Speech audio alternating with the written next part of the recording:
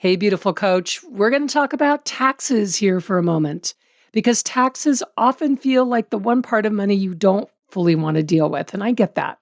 Money is coming in, things are growing, and at the same time, there's uncertainty around what you owe, what you should be doing, and whether you're on track. And here's what most women don't realize. The pressure around taxes, it's actually not coming from the taxes themselves. It's coming from how money is being handled along the way. I'm Kendall, and in this episode of the Money Coach School podcast, we're talking about what taxes are really showing you about your money and how to shift that so that your income starts turning into profit and money that supports you. I've got lots of tips and strategies here for you in this episode, so it's all here for you. In this episode of the Money Coach School podcast, let's dive in. Welcome to the Money Coach School podcast. To really excel at coaching women, you have to be skilled, confident, and even fearless at money coaching. If you're passionate about women holding genuine money power and love supporting women entrepreneurs, then this is the show for you. Now here's your host, money feminist Kendall Summerhawk. Hello, beautiful coach, and welcome back to the Money Coach School podcast. This is where we talk about money differently, where you take ownership of your money, which means how it comes in, how much you keep, and how it grows into real financial independence for you. So today we're talking about taxes because it's tax season right now. And I have been wanting to do this episode like from the very beginning of when I started my podcast 2.5 years ago. And here we are, we're doing it here today. So taxes are, I think, one of the clearest places your relationship with money shows up, especially as your income starts to grow. And this is where a lot of women feel it shift. You know, you're making more money, there's some momentum, things are working. And at the same time, how you handle money starts to matter more. And taxes are part of that. So today I want to walk you through why taxes bring up so much emotion for women, what's actually happening underneath that fear and avoidance. And I'm going to give you specific strategies on how to start handling your money in a way that changes that completely. So I'm also going to start with my own story with taxes because I got caught twice, 2 years in a row. So I'm going to share that in just a second. So before we dive in, go ahead and click the follow button. It'll take you 1 second. I am your money coach, and every episode here is designed to expand your cash flow, strengthen how you make money decisions, and create financial independence. When you click follow, you never miss an episode. All right, so here's what happened for me. I don't remember exactly which year it was in my business. I think it was my second year, and I made a little bit of money. And I don't remember exactly how much, probably $60,000. So it wasn't a lot of money. Basically, it replaced my job salary. And I never really thought about taxes. It just didn't occur to me. Even though I'm a ruler, maverick, and accumulator in my money archetypes, it just didn't quite occur to me. So when I go to have my taxes filed, and by the way, I have to confess, I have not filed my own taxes, or I should say prepared my own taxes since I was 19 years old. Even when I was a waitress for all those years before I got into a career, I did not do my own taxes. So when I had my taxes prepared for me, I owed $17,000 in taxes. Oh my freaking God. I had no idea somebody could owe that much money in taxes. So to say I was unprepared was an understatement. Now, I have a rule. I do not file extensions with my taxes for various reasons. So I had to do something, and I wasn't making that much money, 50, 60,000, self-supporting, not that much money. So I had to borrow money from my mother. I had to go to my mom and say, hey, can I borrow some money? So I borrowed the money. I worked out a 1-year payback plan with her, and I mowed her along in my business, in my next year of business, and I make more money. That was the first year I made right around 6 figures, right around $100,000. And you would think I had learned, right? I didn't. So that year I owed $30,000 in taxes. So 2 years in a row, I got caught owing a huge amount of money in taxes. So I'm owing $30,000 in taxes, and I'm still paying my mother back for the other year. This is not a good cycle to be in. And I'm glad I can tell you this story because, I've made $30 million. My retirement is fully funded, cash in the bank. I mean, I'm great with money. So I want to say I'm not embarrassed to tell you this, but that's actually not true. I am a little embarrassed because there's a part of me that says I should have known better. But you know what? I didn't know better. I didn't have experience. Nobody was telling me. My CPA was treating me like a girl and didn't help me with this. And he just laughed and said, well, it's a good thing. It means you're making money. It's like, dude, I'm 30 grand now in owing in taxes and still owe my mother for the other 17,000. So I had to go back to my mother and borrow more money to pay the taxes because I wasn't going to pay them late and get into that kind of a loop. And I wasn't going to file an extension. So that was a wake-up call. And by the way, here's the part that's super ironic, is even before I was in business for myself, I used to help friends, different people I knew, get out of IRS debt. Like I was the go-to girl for help. You had IRS debt, come to me, I'll help you get out of it. And that was back in the day when I could actually call the IRS. The privacy policies weren't in place like they are today. So I could actually negotiate on behalf of my friends, which I did. I was awesome at it. So I knew I didn't want to get into that IRS debt loop because it's a nasty cycle to be in. Anyway, so after the second year of this, I said, okay, wait a second now. Once, yeah, whatever. Twice, now this is a pattern. So this was a huge wake-up call for me because this wasn't just about one moment. This was about how I was relating to money while it was in my hands. And what I see now is that taxes bring up a lot of emotion for women, not because taxes are complicated. I mean, they are complicated, but the CPA can take care of that for you. But because most of us were never taught how to handle money at this level. I mean, where would you learn this, right? So when income grows, there's no clear structure for what's yours, what's owed, and what actually then gets to stay. So I want to talk about this from a few different angles because this is where I see so many women get stuck without even realizing it. So first, and then by the way, I'm going to give you some strategies. So first, let's talk about resistance and resentment. Oh, yes. This is often what comes up about taxes, what I hear from so many of my clients. So there's a moment when your income grows, and of course, your tax bill grows with it. For a lot of women, it can stir up resistance and resentment. I mean, you worked for that money, you created it, you're doing the work that generated it, and now a measurable part is going out the door. And I think it can trigger a part of you that says, hey, that's mine. And plus, for a lot of women, myself included, we don't like how our government spends that money. So there's all this tension and friction, and underneath that tension and friction is usually something very simple. The money isn't structured in a way that supports you. And there's often something else underneath it as well, which is this feeling of, I worked for this, why is so much of it going out? And that can create friction with money itself, especially when you don't feel fully in control of it yet. And by the way, that feeling, hey, that's mine, why is so much of it going out? I worked for this. I will be honest with you, that is victim mentality. I'm not going to hold back. I'm not going to pull any punches about it. That is a victim mindset. And if that's you, that's okay. But let's coach on that so that you don't experience that. All right. So when money is handled with intention from the beginning, taxes don't land as a shock. They're already accounted for. And what that looks like is actually really simple. Money comes in, and a portion of it is set aside for taxes. It's not about deciding later because it's already being handled now. So that's resentment and resistance. Now let's talk a little bit about fear. And this is one that I understand deeply. This is the part where most women, they don't say it out loud, but I totally get it. I used to actually say, there were years where I said repeatedly that I lived in fear of taxes. Oh my gosh, talk about creating a reality, right? It was like this great big boogeyman hanging over me. So there's always those moments where I would think, how much is this going to be? Did I set enough aside? What if I didn't? And a lot of that fear was really about getting it wrong, about making a mistake and having the money, quote unquote, taken from me. I think I can call it post-traumatic tax syndrome. And it's really wondering, I think, if you missed something, like if you should have been doing it differently. And all of that creates a number that sounds like it's going to be a lot bigger than you expect. And because taxes are official, they're, legal and binding, it can feel higher stakes than anything else in your business. So that feeling builds when there's a gap between what's coming in and what's actually being set aside for the taxes, and a gap in knowing ahead of time an estimate of what's going to be owed. And that's really the secret here. So for a lot of women, there's also a disconnect from the full picture of their numbers.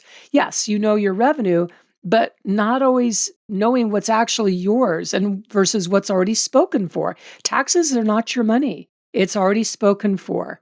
So I think for me, given there were years where I've paid, oh my gosh, there were so many years I paid hundreds and hundreds and hundreds of thousands of dollars in taxes in a single year.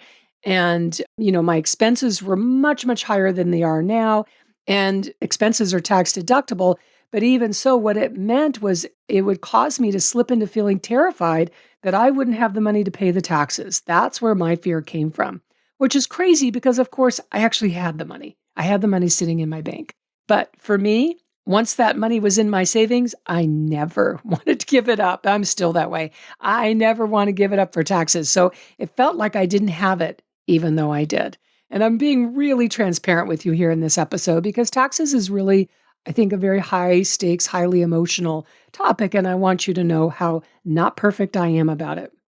So what happens for a lot of women is money comes in, nothing gets set aside, and that tax bill is building behind the scenes, which is why the fear can feel bigger than the actual number. But a positive shift happens very quickly when money starts being directed intentionally, because now you know what's available. You know where you stand. And I'm going to give you some tips about that in just a moment. And then there's avoidance.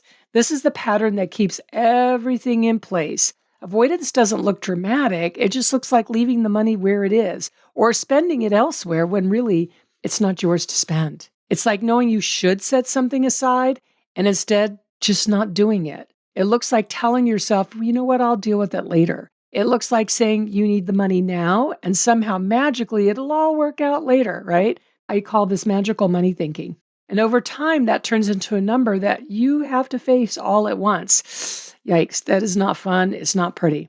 Avoidance creates an enormous amount of pressure, but decisions change that.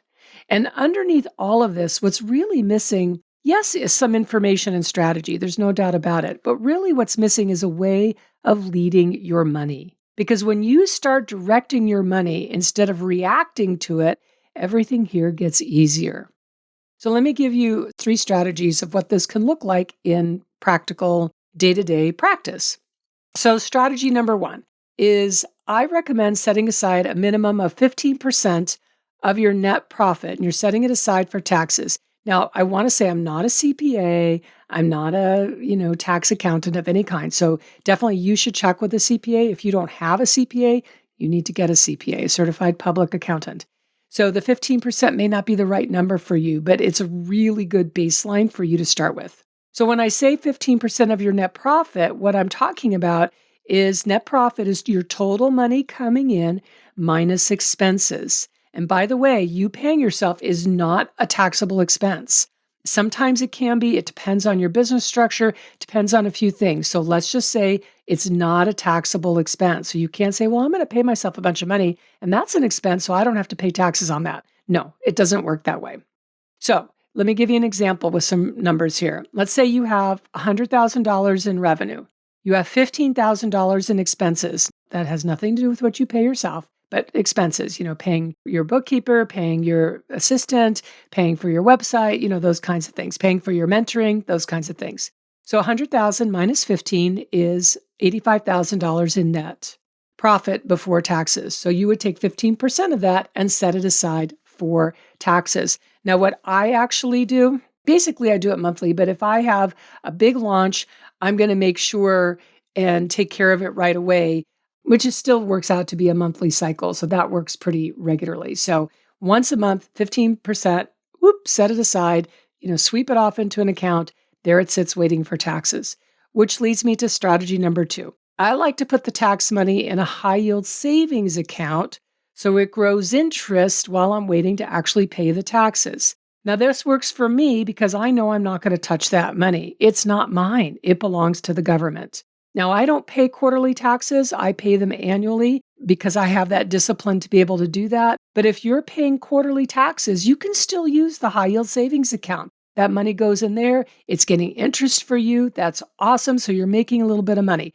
Why would you want to give the money to the government and ahead of time when they don't need it, and you can be making that interest on it. Okay. Now, if you're somebody who's going to be too tempted to spend it, then pay it to the government. Okay. So you don't get caught owing taxes without the money. All right. So I use the same high yield savings account as my other business savings. I just have one high yield savings account. And what I do is I have a simple spreadsheet. It has to be simple because I am like spreadsheet phobic and I am not a spreadsheet nerd. I'm a spreadsheet anti-nerd, meaning I'm not very good at them. So I have a very simple spreadsheet that separates how the money is allocated. So I have one high yield savings account for my business money, and it's all in there together. But the spreadsheet is what tells me, oh, this amount is owed for taxes. So when I put the 15% money in there, I just go to the spreadsheet and I update by that 15% amount. I update the column for the tax set aside.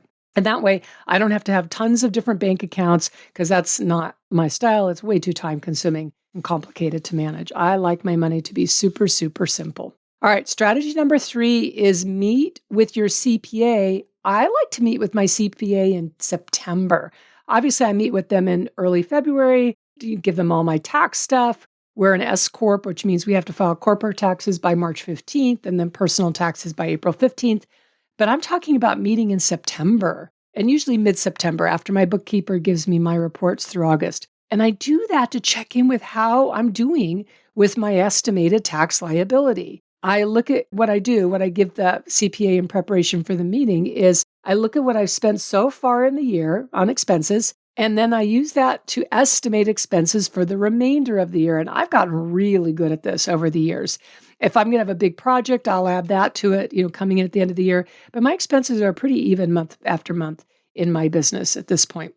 And then I do the same with the income coming in. I look at how much has come in total for the year. I look at what that's averaged. I look at the launches we're going to be doing, for the final 4 months of the year. And I put all that together and give it to the CPA so I can say, here's actuals and here's my estimate for September, October, November, December, and 4 months. And I do the same thing with the income as well. So they have everything that they need in order to estimate for me. This is not tax preparation, it's just estimating. So I like doing it in September because it gives me enough time to make changes in how much I'm saving for taxes. Because when it comes to taxes, the fewer surprises, the better. Okay. All right. So to wrap up here, let's talk about what actually shifts this for you, because this is actually not complicated. It's a series of clear decisions that change how your money flows and operates in your business. You start separating your money. You put that tax money aside. You set up, the percentage aside as it comes in. You don't say, well, I need this now and I'll just do more later. That will never happen. It's just not the way it works. You look at your numbers regularly, and something changes when you do that. The money becomes clear. You know what's yours and you know what's already spoken for. Like I said, tax money is not yours. It's somebody else's. It's the government's. You stop guessing, and that clarity changes how you make decisions across your entire business. There's also a deeper shift here, and I think this is the part most women in business don't necessarily recognize deeply enough. Taxes become evidence that your business is producing.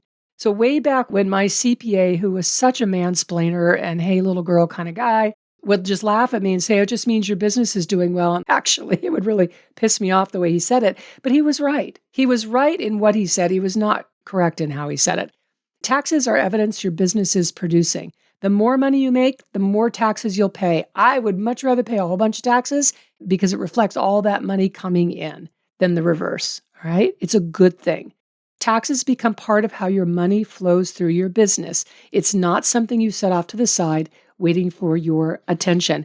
And don't you want to have the good problem of how to minimize your tax expenditure, which is what I did years ago, which is how I funded my retirement so quickly. It was part of a tax planning strategy. It worked awesome. All right, so this is where money starts to accumulate very differently for you because now your money is being directed with intention. And that's when money starts to stay, right? So as your income grows, this becomes one of the most important parts of your business to have in place because making money is one thing, but having money where it stays and stacks and supports you abundantly, that's a very different experience. And it's an experience I want you to have. and it comes from how you handle money while it's in your hands. So if you're ready for your money to stay, stack, and start paying you abundantly, I invite you to come join me inside Secret Energy of Money. Secret Energy of Money is my 6-month money mentoring. It is my signature money mentoring program. And this is where your income turns into money that you keep, your decisions create profit, and your business starts paying you abundantly. The link to that is secretenergyofmoney.com. I will also put it in the show notes. And you and I get to coach in it. I love this so much. So check it out. Come in. We're enrolling right now. All right, my beautiful soul. Thank you so much for your time and attention here. I will see you in next week's episode. My love to you. Thank you so much for tuning into this week's episode of the Money Coach School podcast. If you enjoyed this podcast, make sure you follow so you never miss an episode. Also, I would so love and appreciate if you would leave a 5-star review. Your review supports women just like you in discovering all of the juicy tips and insights I'm sharing here on how to coach women on money. And if you want to learn how to excel at coaching women on money, definitely go to kendallsummerhawk.com and check out the wealth of money coach trainings that we have for you. Thanks so much for being part of this money coaching movement and for tuning into the show every week.